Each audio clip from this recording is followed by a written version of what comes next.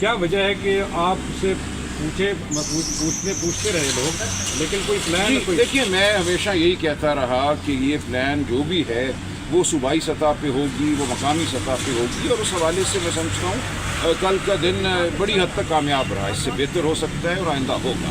اگر ہم پہلے سے کسی پلان کا اعلان کرتے کسی بھی سطح پہ تو آپ جانتے ہیں کہ کیا ہوگا۔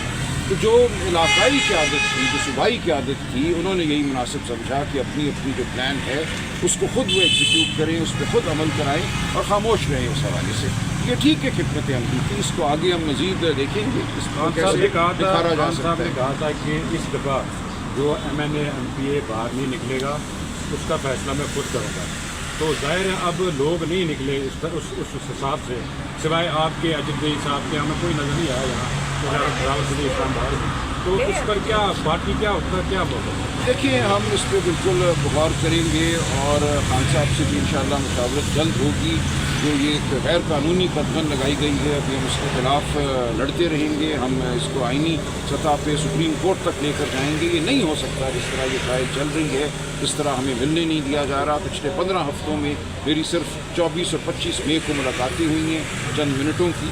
اب یہ 15 ہفتوں کے دوران یہ بالکل غیر مناسب ملاقات ہے۔ میں ہر مقدمے میں خان صاحب کا وکیل ہوں، مجھے اندر نہیں جانے دیا جاتا، تو آپ انتظار کیجیے، ہم پارٹی کے اندر بالکل مکالمہ کریں گے۔ آپ سمجھتے ہیں کہ کل کا جو احتجاج ہے وہ عمران خان کی خواہش کے مطابق ہوا ہے یا اس میں کوئی کمی پیشی؟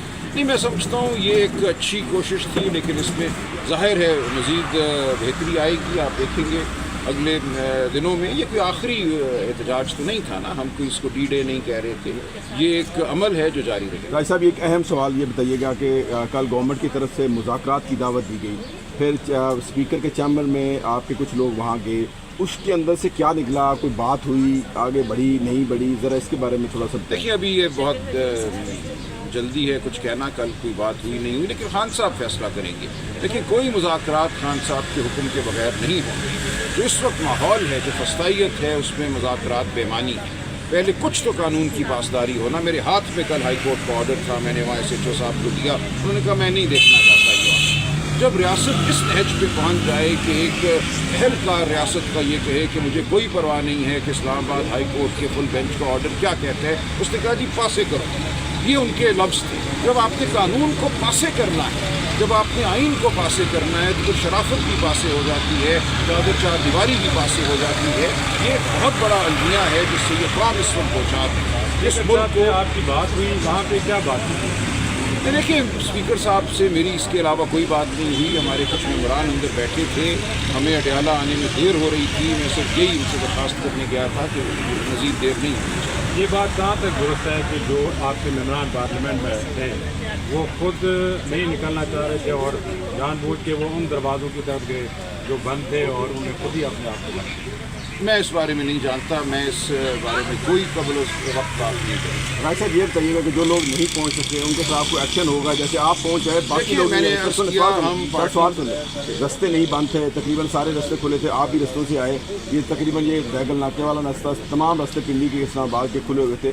جب آپ لوگ پہنچ آئے تو دوسرے MNA MPs کو بھی تو پہنچنا چاہیے۔ نہیں، رستہ بحریہ ٹاؤن میں بند تھا۔ دیکھیے عام طور پہ ہمیں نزدیک آنے دیا جاتا ہے، 2 میل دور ناکہ لگتا ہے، کل تو ناکے بہت دور لگے ہوئے تھے، بہنوں کو چکری انٹرچینج پہ روک دیا گیا، وہاں سے آگے نہیں آنے دیا گیا، 50 کلومیٹر دور۔ دیکھیے میں نے عرض کیا ہے کہ میں ایک اندرونی جائزہ اس بات کا ضرور لوں گا، پارٹی دے گی، پارٹی کے اندر یہ مکالمہ ہوگا، کون کہاں تھا یہ ہم اس کا تعین کر لیں گے۔ برشر گور نہیں کہیں نظر آئے، کل پارلیمنٹ ہاؤس بھی نہیں تھے اور کہیں احتجاج میں بھی نظر نہیں آئے؟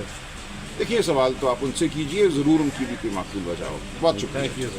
جب انہوں نے ایسی حرکت کی تھی کہ خاندان کو اندر نہیں آنے دے رہے تھے، میڈیا کو اندر نہیں آنے دے رہے تھے، کچھ وکلاء کو اندر نہیں آنے دے رہے تھے، تو ہم ہائی کورٹ گئے تھے اور وہاں ایک بہت ہی اہم فیصلہ حسن گل صاحب نے تحریر کیا تھا، جس میں انہوں نے بڑی وضاحت سے لکھا ہے کہ اگر ٹرائل کے دوران خواہ وہ جیل ٹرائل ہو، میڈیا کو اجازت نہیں اندر آنے کی، اگر فیملی اندر نہیں جا سکتی اور ان کے نامزد وکلاء اندر نہیں جا سکتے تو یہ غیر آئینی ٹرائل ہے۔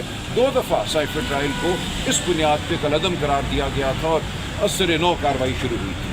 اب 26ویں ترمیم کے بعد لگتا ہے کہ ان کا خیال ہے کہ اب کوئی سنوائی نہیں ہوگی، ہم جو مرضی کر لیں۔ انہوں نے میڈیا کو بھی باہر کر دیا ہے، فیملی کو بھی باہر کر دیا ہے، میرا وکالت نامہ اس مقدمے میں مجھے بھی اندر نہیں جانے دے رہے۔ تو اب ہم اس پہ آئینی اور قانونی جو ہے سٹینڈ لیں گے.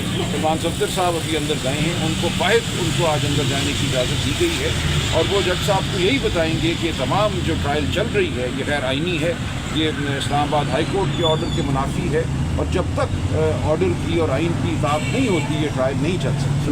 سلمان کا راجہ صاحب یہ بتائیے گا کہ کل کا شو جو ہے آپ کو کال دی گئی تھی کہ یہاں پر سینیٹرز اور ایم این اے جو ہے وہ اڈیالہ جیل کے باہر پہنچنا تھا, بتایا یہ جا رہا ہے کہ جو پارلیمنٹیرین ہیں انہوں نے پارلیمنٹ ہاؤس کے اندر اپنے آپ کو مطلب بند کر دیا, ہم باہر جانا نہیں چاہ رہے. اس میں کتنی صداقت ہے؟ اگر دوسرے لوگ سلمان کا راجہ آپ بھی خود آ گئے اس کے ساتھ, دیکھیے دوسرے لوگ بھی یہاں پہنچے, وہ کیوں نہیں پہنچ سکے؟ دیکھیں کل 11 ساڑھے 11 بجے رات تک آپ کو پتہ ہے ہم یہیں پہ تھے, بہنیں بھی تھیں, ہم سب تھے, میں آفس گیا ہوں اور صبح یہاں آ گیا ہوں, تو میں اس بارے میں کچھ بات چیت کروں گا پارٹی کے اندر, ہم دیکھیں گے.